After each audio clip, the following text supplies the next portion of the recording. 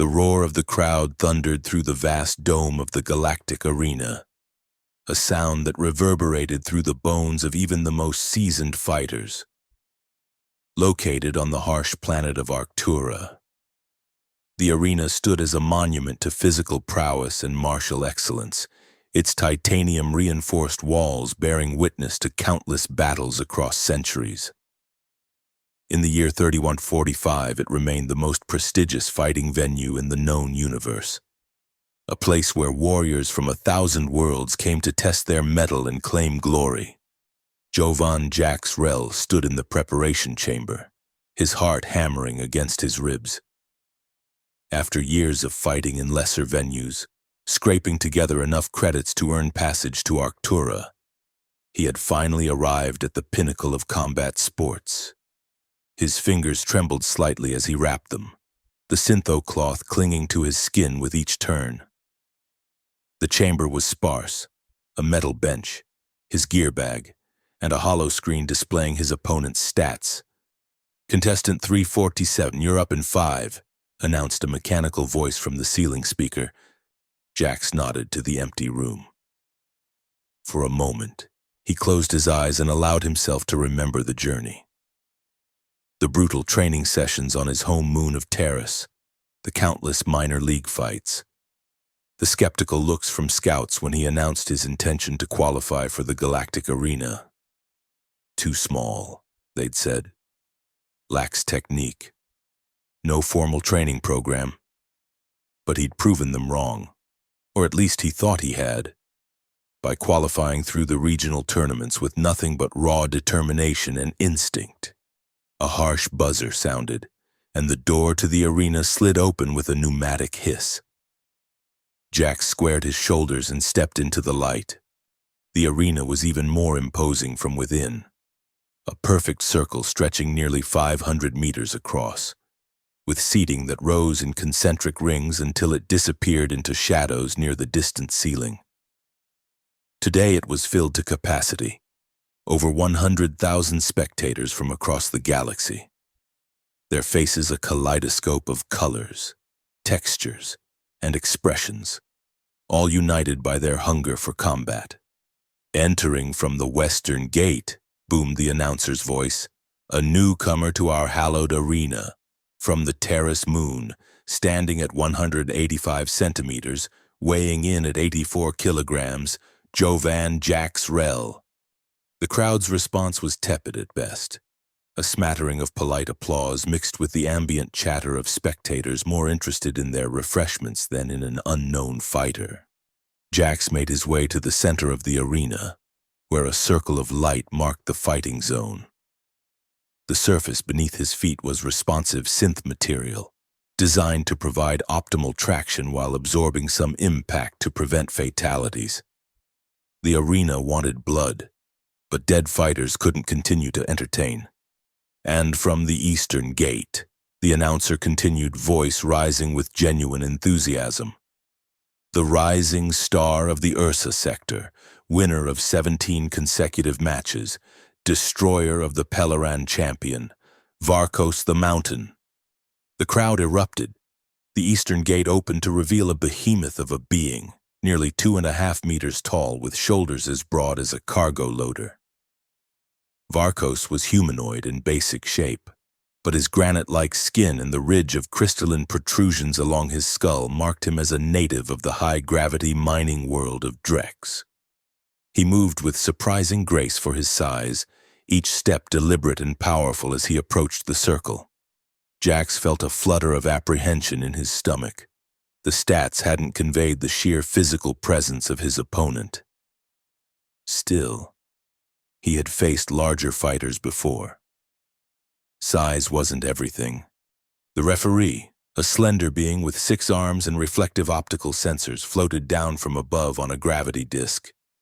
"A combatant's approach," it said, its voice neutral and authoritative. Jax and Varkos stepped forward. The size difference was even more pronounced up close. Jax's eyes were level with the middle of Varkos's chest. "In standard rules apply. Combat continues until submission, unconsciousness, or referee stoppage.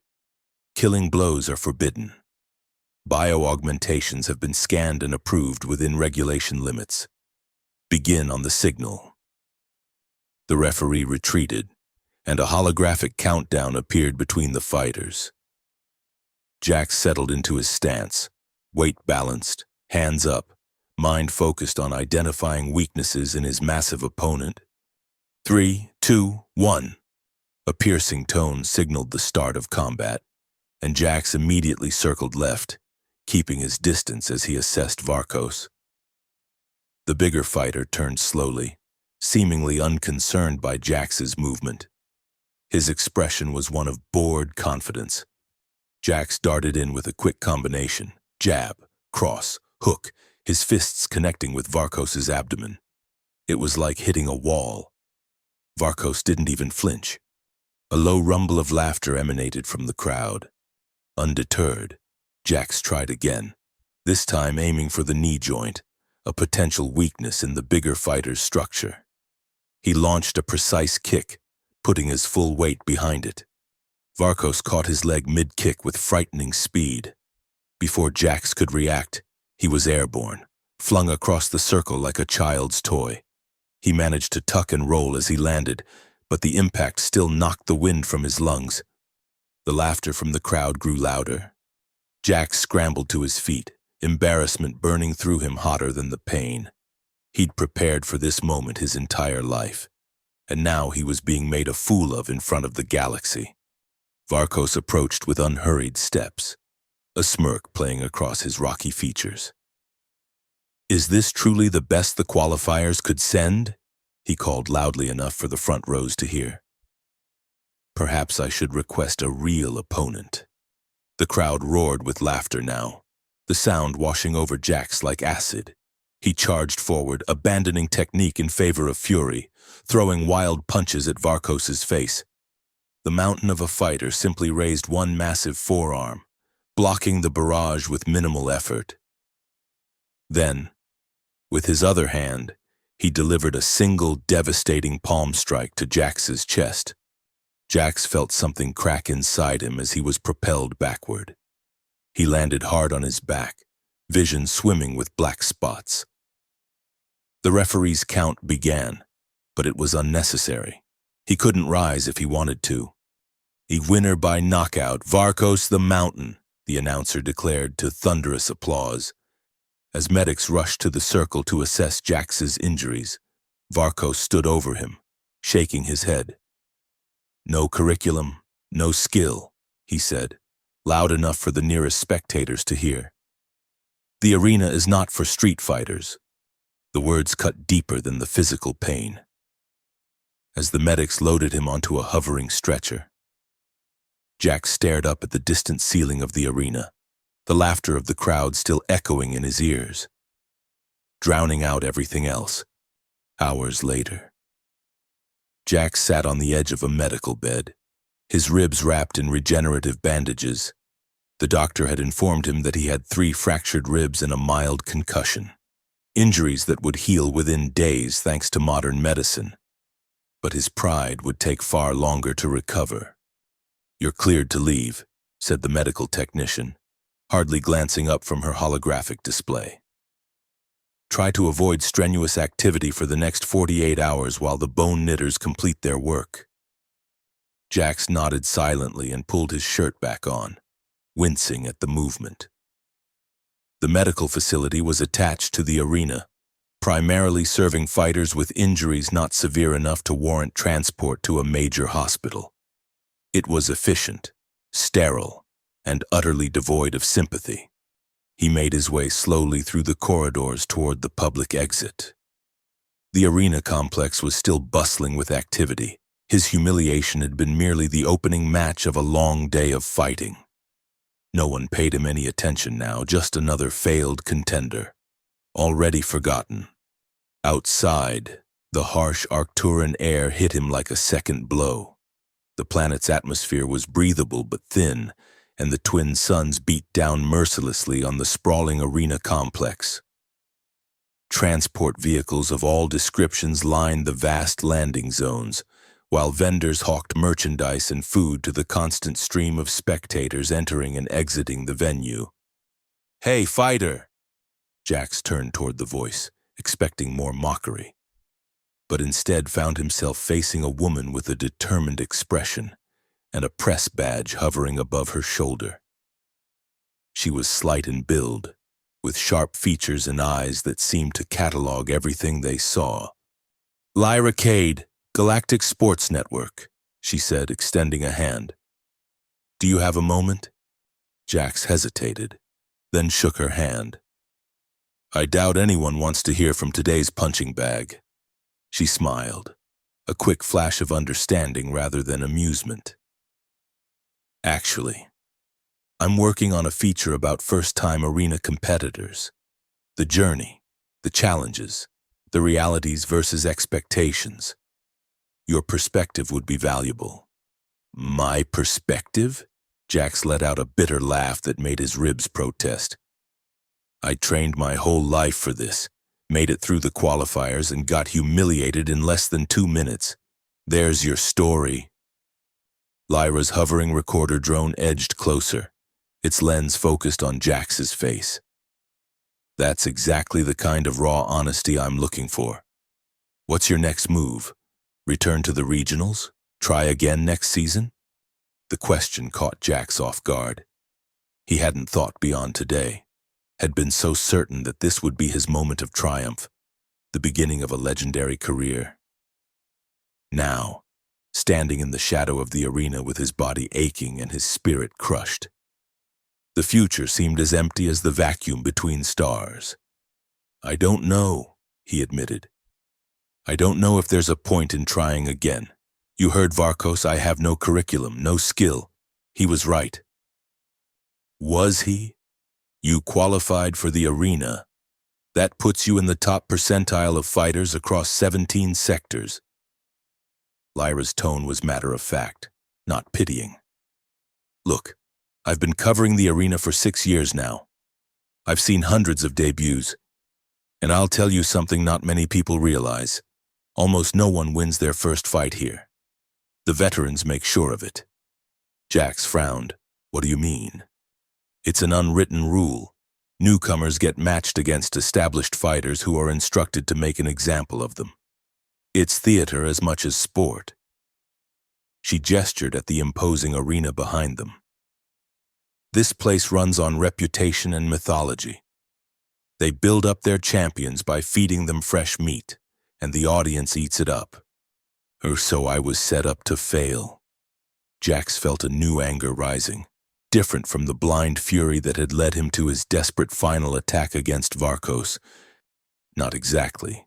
You were given a challenge designed to test not just your fighting ability, but your resilience. How you respond to this defeat will determine whether you have a future here. Lyra's eyes were intent, searching. So, I'll ask again. What's your next move? Before Jax could answer, a shadow fell across them both. He turned to find a hooded figure standing a few paces away, motionless and silent. The figure was humanoid but completely covered in a gray cloak that revealed nothing of their features or even their size. Can we help you? Lyra asked, her recorder drone swiveling to capture the newcomer. The figure made no verbal response but raised a hand toward Jax. In their palm lay a small, polished stone, black as space with a single silver streak running through its center. Jax stared at the stone, confused. What is this? Again, no answer came from the hooded figure. They simply continued to hold out the stone, unmoving. Lyra's eyes widened with recognition. Take it, she whispered urgently. Do you know what this is? Jax shook his head. It's an invitation to the Shadow Gauntlet, she explained, voice hushed despite her professional excitement. A parallel tournament, outside the official arena circuit. It's rare for a first-time competitor to receive one, especially after getting demolished, Jax finished for her. Exactly, someone saw something in you despite the outcome. Hesitantly, Jax reached out and took the stone. It was surprisingly warm to the touch, and he could feel a faint vibration emanating from within it, as though it contained some hidden energy. The moment the stone left the hooded figure's palm, they turned and began walking away. "You wait!" Jax called after them. "Who are you? Why me?" The figure paused and turned just enough to reveal a portion of their face, enough for Jax to see lips curved in what might have been a smile. Then they continued walking, soon disappearing into the crowd of arena-goers. "This is incredible," Lyra said, her recorder drone darting around excitedly. "The Shadow Gauntlet is legendary. Some say it's where the true fighting masters emerge, away from the commercial spectacle of the arena." Jax turned the stone over in his hand, still skeptical. "And how do I know this isn't some scam, or worse, a trap?" "Because no one would dare misuse that symbol," Lyra said, pointing to the silver streak in the stone. "That's the mark of the Silent Teacher." "Silent Teacher?" "A figure shrouded in mystery. Some believe they're a former arena champion who disappeared at the height of their career. Others think they're something more transcendent. What's known is that they select students rarely, and those who complete their training often return to the arena transformed."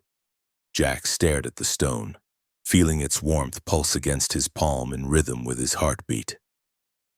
After the day's humiliation, this seemed too good to be true. A second chance, a different path. "What's the catch?" he asked. "The training is said to be brutal. Many who enter the Shadow Gauntlet never complete it. And the Silent Teacher, well, the name is literal. They never speak, not a single word. Their instruction comes through demonstration, through experience, often painful ones." Lyra's expression was serious now.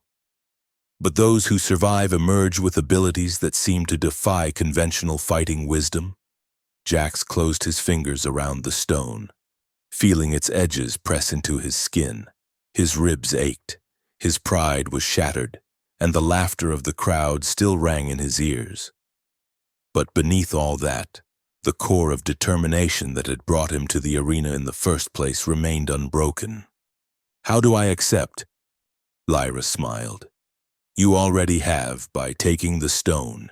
If you're sure about this, go to the old industrial sector in the southern district of Arctura City. There's an abandoned processing facility called Nexus 7. Be there at midnight, local time, and Jax?" Her expression grew solemn. "Whatever happens next, remember why you came to Arctura in the first place." With those words, she recalled her recorder drone and walked away, leaving Jax alone with the stone in his hand and a decision that would change the course of his life. The southern district of Arctura City was a study in urban decay. Once the industrial heart of the planet, it had been largely abandoned when newer, more efficient facilities were built to the north. Now it stood as a graveyard of massive factories and processing plants, their skeletal frames silhouetted against the night sky like the remains of ancient beasts. Jax made his way through the labyrinthine streets, following the directions provided by his wrist-mounted nav system. The regenerative bandages had done their work on his ribs, leaving only a dull ache to remind him of his humiliation. He'd spent the intervening hours researching the Shadow Gauntlet, but information was scarce, mostly rumors and speculation, with the occasional testimonial from someone claiming to have witnessed its matches. Nexus 7 loomed ahead, a sprawling complex of corroded metal and broken windows. Once it had processed rare minerals extracted from Arctura's core. Now it processed only shadows and silence. The main entrance was sealed with heavy security barriers. But Jax noticed a smaller side door standing slightly ajar, a faint blue light emanating from within. As he approached, he could feel the black stone in his pocket growing warmer. He took it out and saw that the silver streak was now glowing with a soft luminescence. Taking a deep breath, he pushed open the door and stepped inside. The interior was vast and cavernous, the ceiling lost in darkness high above. Most of the industrial equipment had been removed, leaving an open space the size of a small arena. In the center of this space, a perfect circle had been marked on the floor with luminescent paint, a fighting ring without ropes or barriers. Around this circle stood a dozen figures, all hooded like the one who had given him the stone. They were arranged in a perfect formation, equidistant from each other, silent and motionless. And in the center of the circle stood a single figure, slightly smaller than the others but emanating an unmistakable presence that made the air feel heavy. This, Jax realized, must be the silent teacher. As he approached the edge of the circle, all heads turned toward him in perfect unison. He fought the urge to step back, forcing himself instead to straighten his spine and meet their hidden gazes. "I was invited," he said, his voice echoing in the cavernous space. He held up the stone, which was now pulsing with light in time with his heartbeat. The silent teacher raised a hand, beckoning him forward. As Jack stepped into the circle, he could feel something change in the air around him. A pressure, subtle but undeniable, as though he had entered a different medium. Up close, he could see that the silent teacher's hood concealed their features completely, showing nothing but darkness where a face should be. Yet somehow, he could feel their attention focused on him with laser precision. The teacher extended both hands, palms up. Jax understood the gesture and placed the stone in their right hand. With their left, the teacher reached out and touched Jax's chest, directly over his heart. A shock ran through him, not painful but intense, like plunging into ice water. Images flashed through his mind too quickly to process, leaving only impressions. A mountain peak shrouded in mist, a single drop of water falling into a still pool, a star collapsing into itself before exploding outward in brilliant light. When the teacher withdrew their hand, Jax gasped, feeling as though he had been holding his breath for minutes. The hooded figures around the circle had not moved, but he sensed a shift in their attention, a heightened focus. The silent teacher stepped back and made a sweeping gesture that encompassed the entire circle. Then they pointed at Jax and made a series of precise hand movements that somehow conveyed a clear message. "You will fight each of them, one after another, without rest." Jax looked around at the 12 figures. He was still sore from his match with Varkos, and now he was expected to face a dozen opponents in succession. It seemed impossible. As if reading his thoughts, the silent teacher shook their head and made another gesture. "These fights are not about winning. They are about learning." Before Jax could ponder what this meant, the first hooded figure stepped into the circle and assumed a fighting stance. Unlike the teacher, this figure's hood allowed Jax to glimpse their face, a female Sethan, her scaled skin a deep blue, her eyes vertical slits of amber. Jax settled into his own stance, trying to recall everything he knew about Sethan physiology. They were known for their flexibility and speed, but lacked endurance. His tactical assessment was cut short as the Sethan attacked with blinding speed, her movements fluid and precise. Jax barely managed to block the first strike, and the second caught him squarely in the shoulder, sending a jolt of pain down his arm. He countered with a combination he had used successfully many times before. But the Sethan slipped past his defense as though he were moving in slow motion, delivering 3 rapid strikes to his midsection. Frustration welled up in him, along with the memory of Varkos's dismissive words. No curriculum, no skill. With a shout of defiance, Jax abandoned technique and lunged forward, hoping to overwhelm his opponent with raw aggression. The Sethan sidestepped gracefully and swept his legs from under him. Jax hit the ground hard, the impact knocking the wind from his lungs. As he lay there, gasping, the silent teacher appeared above him. They made no move to help him up, but simply stood waiting, their hidden gaze and almost physical weight. Jax struggled to his feet, expecting the fight to continue. But the Sethan had already retreated to the perimeter. In her place stood another figure, a massive Krolosian male, his forearms rippling with muscle beneath his robe. "No rest?" Jax asked, still breathing hard. The teacher made a simple gesture. "No." The Krolosian attacked immediately, using his multiple limbs to create a whirlwind of strikes from all angles. Jax defended as best he could, but it was like trying to block a storm. Blows rained down on him from directions he couldn't anticipate, and soon he found himself on the ground again, head ringing from a particularly vicious uppercut. And so it continued, one after another. The hooded figures stepped forward to face him. Each had a different fighting style, a different set of strengths and weaknesses. Some were physically imposing, others quick and elusive. Some used traditional martial techniques, others fought with unpredictable improvised movements. Jax lost every match.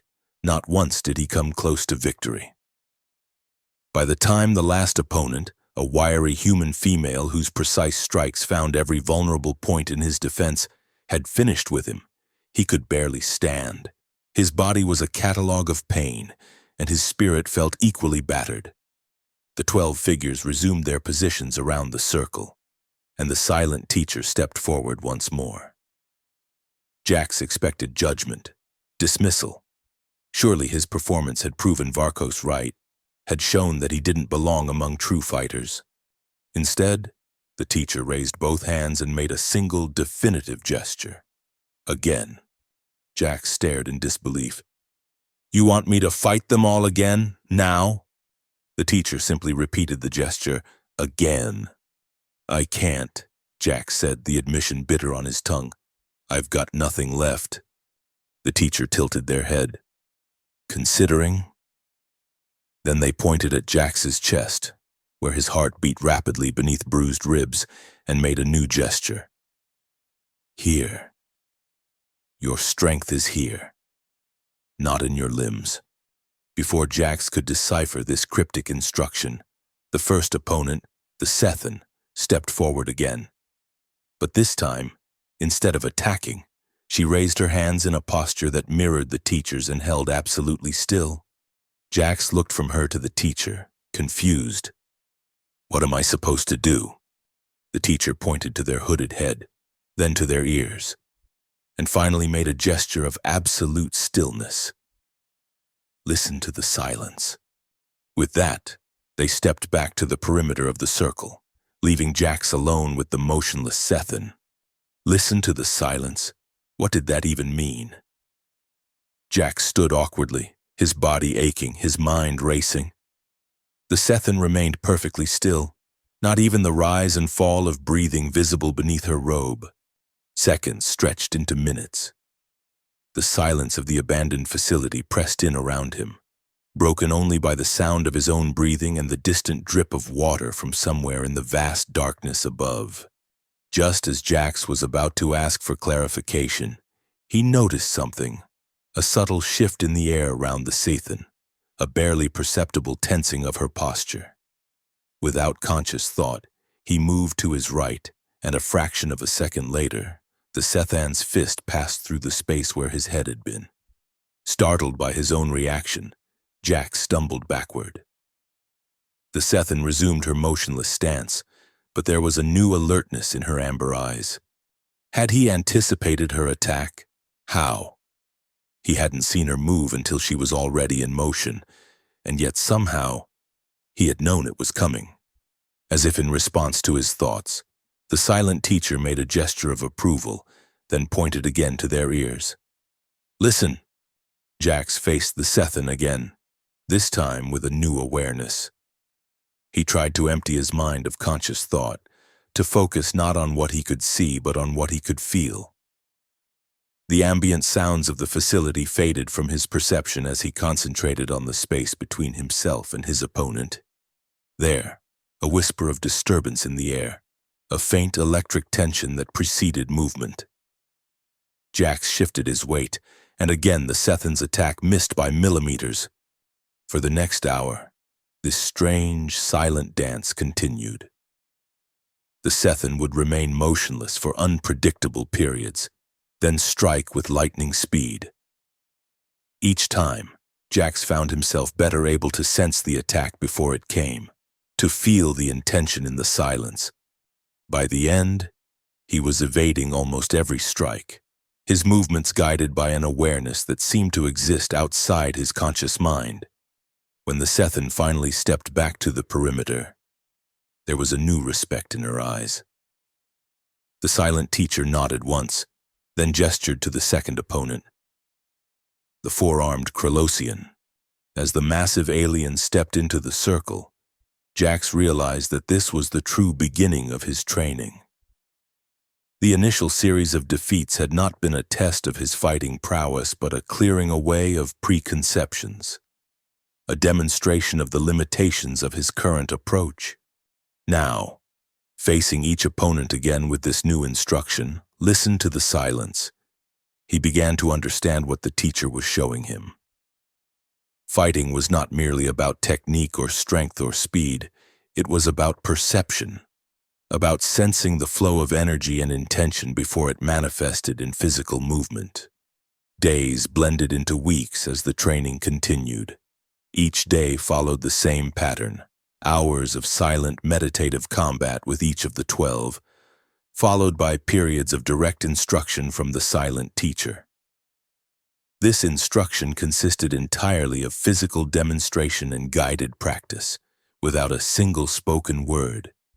The teacher showed him how to quiet his mind, to extend his awareness beyond the boundaries of his physical form. They taught him to feel the subtle shifts in energy that preceded action, to respond not to what was happening but to what was about to happen. At night, exhausted beyond measure, Jax would return to the small room he had rented in a decrepit hostel near the abandoned facility. There, he would collapse onto the narrow bed and fall into dreams filled with silent combat and ghostly opponents. Occasionally, Lyra would find him, her reporter's instinct somehow tracking him despite his attempts at anonymity. She never pressed for details about his training, seemed to understand that some things were not meant to be broadcast, but her presence provided a welcome connection to the world outside the Shadow Gauntlet. "The arena has been buzzing about your disappearance," she told him one evening as they shared a simple meal at a nondescript cafe. "Some say you left Arctura in shame. Others believe you've been recruiting a team for a revenge match against Varkos." Jax smiled faintly. "Let them talk. None of it matters." Lyra studied him with professional curiosity. "You've changed. There's a stillness about you now." "Is there?" Jax took a sip of his drink, aware of the truth in her observation. The constant internal chatter that had once filled his mind, the need to prove himself, the fear of failure, the burning ambition, had quieted. In its place was a growing awareness of the world around him, a sensitivity to nuances he had never before perceived. "The arena championship begins in 3 weeks, Lyra said, watching him carefully. "Varkos is the heavy favorite to win his division." Jax nodded, unsurprised. "And the Shadow Gauntlet?" "Coincides with the championship, as always. It's said to be the shadow cast by the arena's light, the hidden current beneath its surface." She hesitated, then asked, "Will you be competing?" Jax considered the question. The silent teacher had not spoken of competitions or victories, had shown no interest in the arena or its accolades. Their training seemed focused on something more fundamental, a transformation of perception rather than the acquisition of fighting techniques. "I don't know," he answered honestly, "and that's not why I'm training." "Then why are you?" He couldn't articulate it clearly, even to himself. "To understand. Something I sensed when the teacher first touched me. A different way of being." Lyra nodded slowly. "The silent teacher's methods are legendary, but few understand their true purpose. Some believe they once fought in the arena under a different name, until they discovered something that made the spectacle seem hollow. What was their name before they became the teacher? No one knows for certain. There are rumors, of course. Some say they were Kalos the Undefeated, who vanished at the height of their career. Others believe they were Serena Nightshade, whose fighting style was said to be like facing a shadow. But these are just stories. Jax thought of the hooded figure whose face he had never seen, whose voice he had never heard, yet whose presence had become the center of his existence. Maybe the name doesn't matter. Maybe that's part of the lesson. As his training progressed, Jax found himself able to face multiple opponents simultaneously, his awareness expanding to encompass the intentions and energies of several combatants. The silent teacher pushed him relentlessly, introducing new challenges when he mastered the previous ones. One day, they led him to a different section of the abandoned facility, where a complex apparatus had been constructed. It resembled a meditation chamber but was fitted with neural interfaces and holographic projectors. The teacher gestured for him to enter, then made a series of signs explaining its purpose. A simulator. It will show you your inner obstacles. Jax hesitated at the entrance. What will I see in there? The teacher's response was simple: yourself. The moment Jax entered the chamber and the neural interfaces connected with his mind, the physical world dissolved around him. He found himself standing in a perfect recreation of the Galactic arena. But it was eerily empty. No spectators, no opponents, just the vast, silent space. Then, from the opposite entrance, a figure appeared. As it approached, Jax recognized himself, or rather, a version of himself as he had been on the day of his defeat.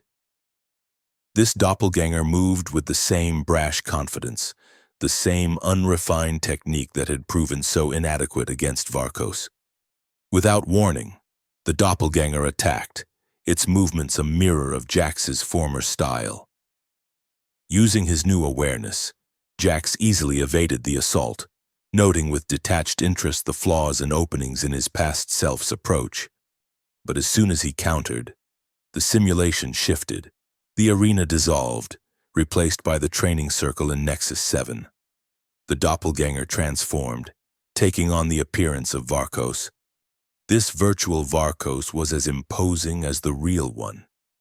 His stone-like features set in the same contemptuous expression that had preceded Jax's humiliation. He advanced with measured steps, radiating absolute confidence. Jax felt a flutter of the old fear, the memory of helplessness in the face of overwhelming power. The sensation disrupted his newfound awareness, creating a ripple of discord in his perception. Varkos attacked, and despite his training, Jax found himself retreating, falling back into defensive patterns born of fear rather than centered awareness. A voice spoke in his mind, not the silent teacher's, for they never spoke, but his own inner voice, a remnant of his former self. You don't belong here. You have no curriculum, no skill. The words echoed in his consciousness, gaining power with each repetition. Jax faltered, his movements becoming hesitant, reactive rather than anticipatory. Virtual Varkos pressed his advantage, driving Jax back with a barrage of powerful strikes. One connected solidly with his jaw, the pain surprisingly real for a simulation. As Jax staggered backward, the scene shifted again. The arena returned, but now it was filled with spectators, their faces contorted in mocking laughter. The sound washed over him, a wave of derision that threatened to drown his resolve. In the center of the arena stood not Varkos but the silent teacher, hooded and motionless. Beyond them, barely visible through the haze of simulation, Jax could make out the real teacher watching from outside the chamber, their posture conveying an expectant stillness. Understanding dawned. This was not merely a combat simulation but a manifestation of his inner barriers, the fear, the doubt, the echoes of past humiliation that still lingered in his psyche. These were the true opponents he needed to overcome. Jax closed his eyes, shutting out the visual stimuli of the simulation. He focused inward, seeking the quiet center the teacher had shown him. There, beneath the turbulence of emotion and memory, he found it, a point of perfect stillness, like the eye of a storm. From this center, he extended his awareness outward again. The mocking laughter became merely another sound, no different from the drip of water in the abandoned facility or the hum of the simulation apparatus. The imposing figure of Varkos became merely an arrangement of energy and intention, no more threatening than any other. When he opened his eyes, the simulation had changed again. He stood alone in an infinite black space, with a single point of light hovering before him. As he watched, the light expanded, revealing itself as the silver streak from the black stone he had received on his first day of training. The streak grew, shaping itself into a pathway that extended forward into the darkness. At its end stood a doorway of pure light. Jax understood intuitively that this represented the completion of his current trial, the overcoming of his inner obstacles. With steady steps, he walked the silver path and stepped through the doorway. The simulation ended, the virtual world dissolving around him as the neural interfaces disconnected. Jax emerged from the chamber to find the silent teacher waiting, their posture conveying approval. They made a new gesture, one Jax had not seen before. "You are ready for the final lesson." For the next 7 days, Jax trained in absolute solitude. The 12 hooded figures disappeared, and even the silent teacher was present only at the beginning and end of each day's session. The majority of his time was spent in meditation and solo practice, refining his awareness to an ever more subtle degree. On the 7th day, the teacher appeared with a small box carved from the same black stone as the invitation. Inside lay 2 objects, a simple mask designed to cover the upper half of the face, and a small vial of silver liquid. The teacher's gestures explained their purpose. The mask is your identity in the shadow gauntlet. The vial contains nanotracers that will temporarily bond with your nervous system, enhancing the sensory awareness we have developed. Jax took the mask, feeling its cool, smooth surface. "When does the gauntlet begin?" "Tomorrow." The teacher signed. "You will face 7 opponents in succession. Each has mastered a different aspect of combat. Together, they represent the complete spectrum of fighting arts. And if I defeat them?" The teacher's response was unexpected. "Defeat is not the goal. Understanding is." With that cryptic statement, they turned and walked away, leaving Jax alone with the mask and vial, and the knowledge that tomorrow would test everything he had learned in ways he could not yet imagine. The Shadow Gauntlet took place in a location Jax had not expected. A natural amphitheater carved into the rocky foothills outside Arctura City. Unlike the technological splendor of the arena, this venue was primitive, relying on the natural acoustics of the rock formation and simple torch lighting that cast dramatic shadows across the fighting area. The audience was small but select, perhaps 200 individuals, all wearing masks similar to the one Jax had been given. There was no announcer, no scoreboard, no concession stands selling overpriced refreshments. The atmosphere was one of solemn anticipation rather than rowdy excitement. Jax stood at the edge of the fighting area, mask in place, the silver nanotracers humming through his system. They had created an unusual sensation upon ingestion, a heightened awareness that made every sound, every shift in the air, every subtle change in light or temperature register with crystal clarity. The silent teacher approached, accompanied by a being Jax had not seen before, tall and willowy, with skin that seemed to absorb light rather than reflect it. This new figure addressed the gathered spectators in a melodious voice that carried effortlessly through the amphitheater. We gather in shadow to witness truth. 7 trials, 7 aspects, 1 seeker. The figure gestured toward Jax. Let the gauntlet commence. The first opponent stepped into the fighting area, a Volran female, her translucent skin revealing the complex network of nerves and circulatory pathways beneath.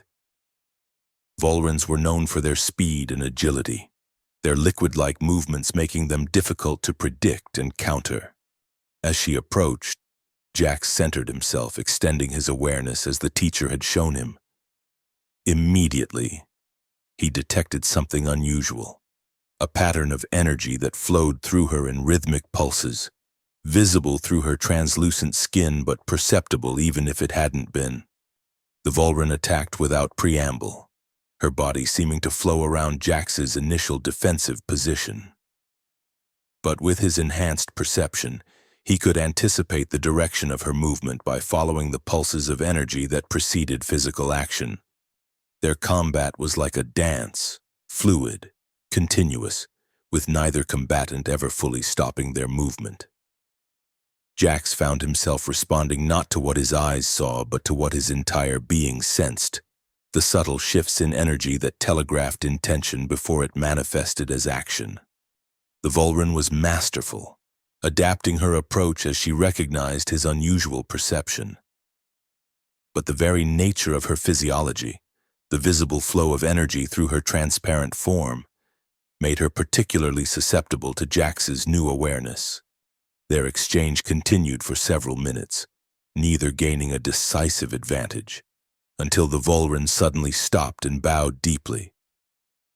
The spectators responded with a soft sound, not applause, but a collective exhalation, as though they had been holding their breath throughout the encounter.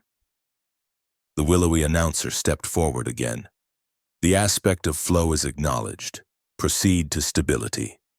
The second opponent entered the fighting area, a Krolosian, similar in appearance to the 4-armed fighter from Jax's training, but with an entirely different energy signature, where the Volran had been all fluid movement and rapid transitions. This Krolosian emanated solidity, his presence so grounded that he seemed an extension of the rocky floor beneath him. Jax adjusted his approach accordingly, recognizing that the flowing techniques that had matched the Volran would be ineffective against this embodiment of stability. Instead, he sought to become equally grounded, to match stability with stability while looking for the small points of imbalance that existed in even the most solid stance. The combat was slower, more deliberate, each movement carrying tremendous power.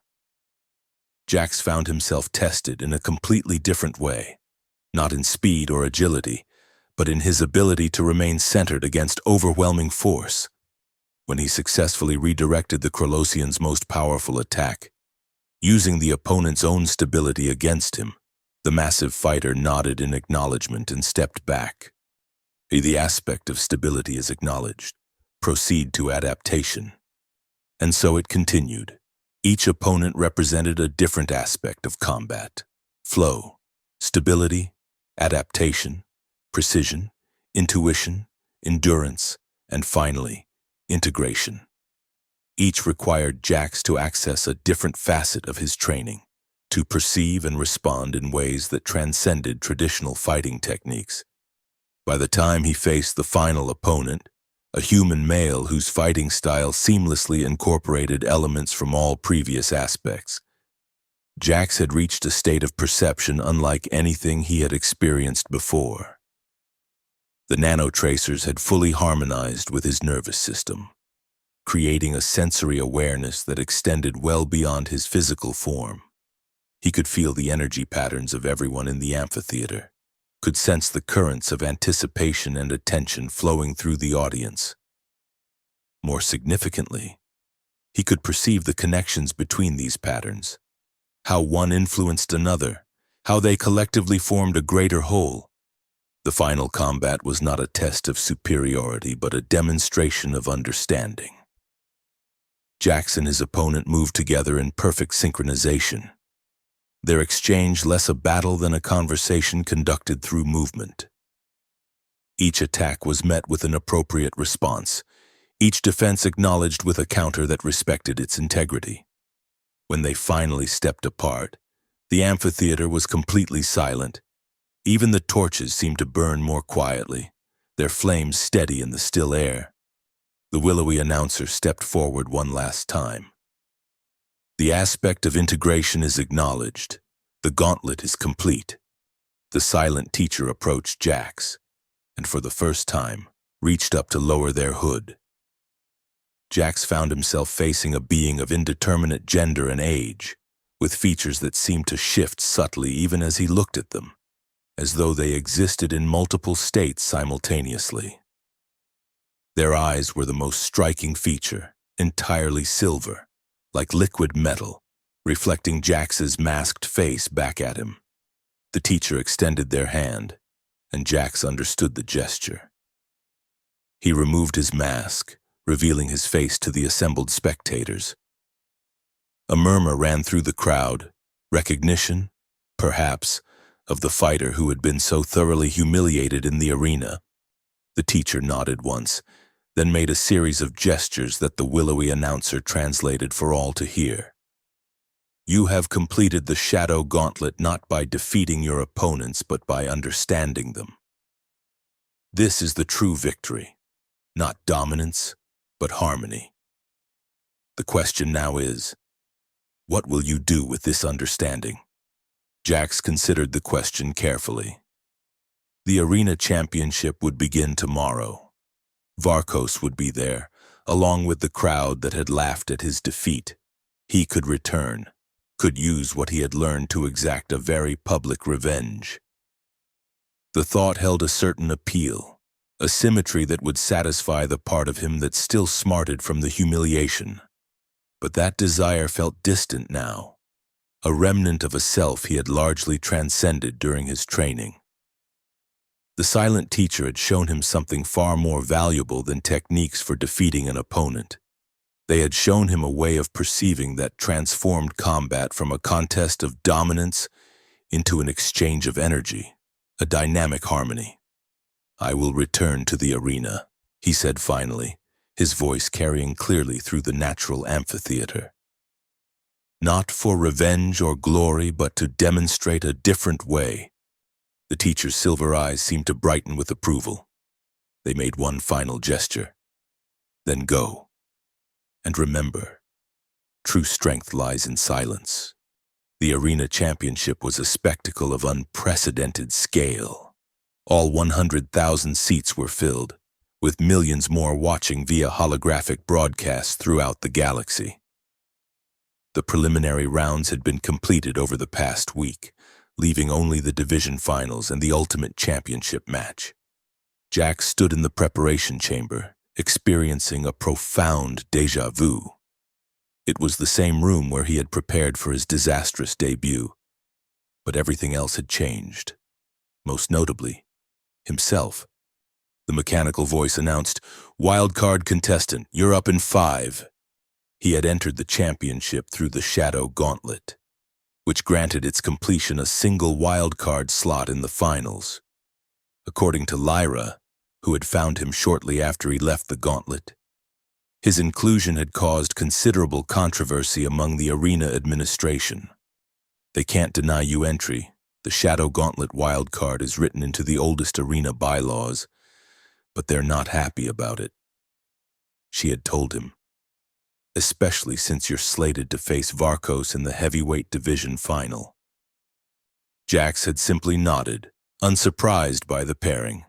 It felt appropriate, even necessary, a completion of the circle that had begun with his humiliation. Now, as the door to the arena slid open, he took a deep breath and centered himself. The nanotracers from the gauntlet had dissipated from his system, but the awareness they had enhanced remained, a permanent expansion of his perception. He stepped into the light, and the arena fell silent.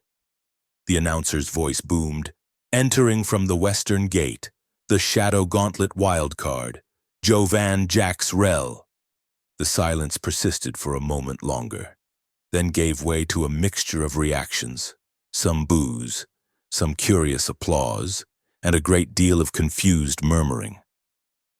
Many recognized him as the fighter who had been so easily dispatched by Varkos in the opening rounds. Others had heard rumors of his transformation in the mysterious Shadow Gauntlet.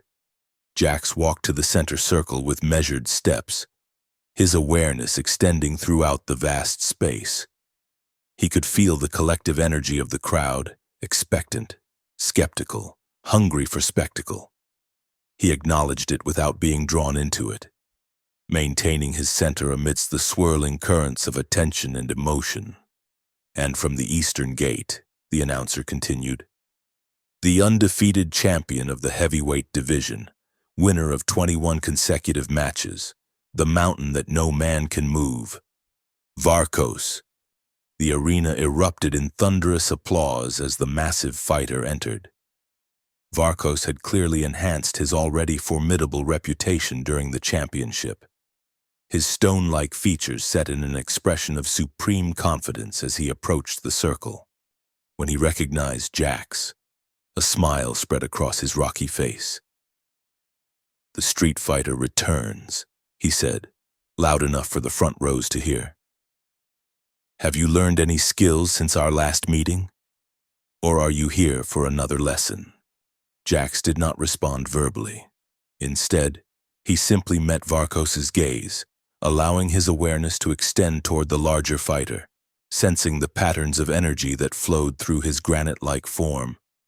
The referee descended on its gravity disc. Combatants, approach. As they stepped forward, Jax could feel Varkos's energy signature, powerful but rigid, structured around absolute confidence in his physical superiority. There was a brittleness to it that had not been apparent to Jax's untrained perception during their first encounter. Standard championship rules apply. Combat continues until submission, unconsciousness, or referee stoppage. Killing blows are forbidden. Bio-augmentations have been scanned and approved within regulation limits. Begin on the signal. The referee retreated, and the holographic countdown appeared. Jax settled into a stance that was outwardly similar to his previous one but internally completely different, rooted not in tension and anticipation, but in centered awareness and responsive potential. 3, 2, 1. The signal sounded, and Varkos immediately advanced, clearly intending to end the match quickly and decisively. His first strike was a powerful straight punch aimed at Jax's head, carrying enough force to potentially end the fight in a single blow. Jax perceived the intention before the movement even began. A concentration of energy in Varkos's shoulder and chest, a shift in his center of gravity, a momentary tensing of specific muscle groups. By the time the punch was launched, Jax had already moved, not away from the strike but alongside it, his body flowing with the energy rather than opposing it. Varkos's momentum carried him forward as his punch met empty air. Jax made no immediate counterattack, choosing instead to establish the pattern of awareness and response that the silent teacher had cultivated in him. The crowd murmured in surprise. They had expected either a quick victory for Varkos or desperate resistance from Jax. This calm, almost passive avoidance was something new. Varkos turned, his expression darkening. "Fight me, coward," he growled, launching a combination of strikes designed to corner Jax against the edge of the circle. Again. Jax perceived the energy pattern before the physical movement. He responded with minimal motions, each precisely calculated to maintain optimal position while expending as little energy as possible. Where Varkos was all power and aggression, Jax was economy and awareness. For several minutes, this pattern continued, Varkos attacking with increasing fury, Jax responding with calm precision. The crowd's reaction shifted from confusion to fascination as they recognized that they were witnessing something unprecedented. This was not a typical arena battle of strength against strength, but something more subtle and profound. Varkos, however, was growing frustrated. His attacks became wilder, his breathing more labored, "Stand and fight," he roared, charging forward with a barrage of strikes.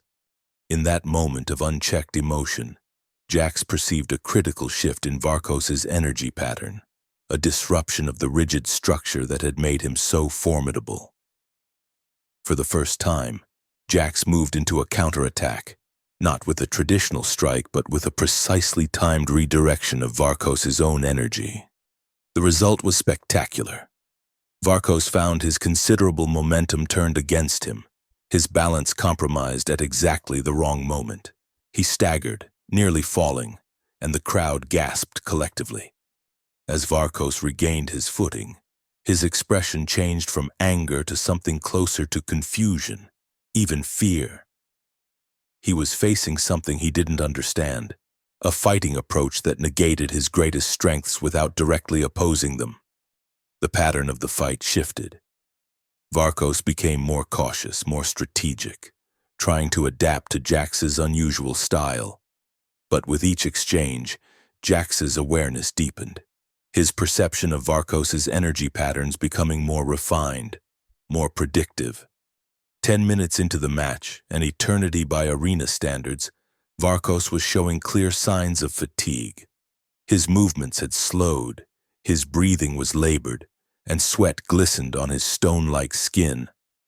Jax, by contrast, appeared as fresh as when the match began, his movements as economical and precise as ever. The crowd had fallen almost completely silent, watching with rapt attention as this unexpected drama unfolded. Even the announcer had stopped his usual commentary, apparently at a loss for words to describe what was happening. Varkos, recognizing his deteriorating position, gathered himself for one final all-out assault. Jax sensed the massive concentration of energy, the desperate commitment to a single devastating attack. As Varkos launched forward, Jax made a decision. He could simply avoid this attack as he had the others, could allow Varkos to exhaust himself further and eventually collapse from fatigue. But that would be a hollow victory, one that would teach nothing. Instead, as Varkos's attack reached its apex, Jax stepped directly into its path, not to block or counter, but to meet it with perfect stillness. In that moment, he achieved what the silent teacher had been guiding him toward: absolute presence, a state where perception and response became a single unified action. The crowd watched in disbelief as Jax seemed to absorb Varkos's most powerful strike without moving, without resisting, somehow channeling the enormous energy safely through his body and back into the ground. It was as though the laws of physics had been momentarily suspended, an impossibility made manifest in the center of the arena. Varkos stumbled backward, his expression one of utter shock. He stared at Jax as though seeing him for the first time, recognition dawning in his eyes, not of the defeated novice from their first encounter, but of something altogether different, something beyond his experience or understanding. And then, to the astonishment of everyone present, Varkos did something unprecedented in his career. He knelt, not in submission or defeat, but in acknowledgement, in respect. The arena fell completely silent. 100,000 spectators held their breath as the undefeated champion knelt before the fighter they had once laughed at. The referee, clearly confused by this unexpected development, descended on its gravity disk. "Does this indicate submission?" it asked Varkos. The massive fighter shook his head. "Not submission, recognition." He looked up at Jax, his voice carrying in the silent arena. "I do not know what you have become, but I recognize its truth. You have shown me the limits of my understanding." The referee turned to Jax. "The match continues until formal submission or technical conclusion." Jax nodded, then extended his hand to Varkos. "Stand," he said, the first word he had spoken since entering the arena. "There is no victory here, only exchange," as Varkos took his hand and rose to his feet. The crowd remained silent for one more heartbeat. then erupted in a sound unlike anything the arena had ever heard. Not the bloodthirsty roar that accompanied a knockout, nor the appreciative applause for technical skill, but a deeper, more profound response, recognition of something that transcended the spectacle of combat, that touched on fundamental truths about strength, perception, and the nature of conflict itself. The referee, at a loss for how to proceed in this unprecedented situation, looked from fighter to fighter, then raised both their hands in the traditional gesture of a draw. The announcer's voice, when it finally returned, sounded subdued, almost reverent. "Ladies and gentlemen, by mutual recognition, this match is declared a draw. Both fighters will advance to the championship final." But Jack shook his head and gently lowered his arm. "I withdraw from the championship," he said, his voice carrying clearly through the arena's audio system. "My purpose here is complete." With that, he turned and began walking toward the exit. As he did, he perceived a familiar presence at the edge of the arena, the silent teacher, hooded and motionless, watching from the shadows beneath the lowest tier of seating. Jax inclined his head slightly in acknowledgement as he passed. Without a word or gesture, the teacher fell into step beside him, and together they walked through the exit tunnel, leaving behind an arena transformed by silence. Lyra found them outside, her recorder drone darting excitedly around her head. "That was... I don't even have words for what that was," she said, her professional composure momentarily abandoned. "The entire arena is still buzzing. No one's ever seen anything like it." Varkos kneeling. A voluntary withdrawal after that display. What happens now? "What was that technique you used?" Jack smiled slightly. "Not a technique, a perception? But what does that mean? Where did you learn it? What's next for you?" The questions tumbled out as her reporter's instincts reasserted themselves. The silent teacher placed a hand on Jax's shoulder, a gesture that somehow conveyed both approval and release. Then they turned and walked away, their hooded figure soon lost among the crowds surrounding the arena complex. "They're leaving, just like that?" Lyra watched the teacher's departure with bewilderment. "After everything they taught you?" "The final lesson," Jax said quietly, "is that the teacher and student must part ways. What I've learned is not a set of techniques to be repeated, but a way of perceiving that must continue to evolve. And what will you do with this perception? Surely you're not just walking away from everything. The arena would offer you anything to return, to demonstrate that, whatever it was you did in there." Jax looked back at the towering structure of the arena, feeling the swirling energies of the crowd still inside, the ripples of what had transpired spreading outward like waves in a pond. "I think there are other ways to demonstrate understanding than in combat.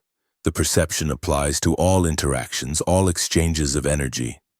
As they spoke, a familiar massive figure emerged from the arena exit, Varkos, moving with purpose toward them. Spectators parted before him, many pointing and whispering as they recognized the fighter who had done the unthinkable by kneeling in acknowledgement. "I hope to catch you," Varkos said as he approached. Up close, without the intensity of combat between them, Jax could see him more clearly, not just his physical form but the complex energy patterns that defined him, the strengths and vulnerabilities, the rigid structures of belief and the fluid potentials for change. "You have questions," Jax said, not as a guess but as a perception of the energy pattern that drove Varkos forward. "Many." The massive fighter glanced around at the gawking spectators. "But not here. Not like this." Jax nodded in understanding. "The one who taught me has departed, but perhaps..."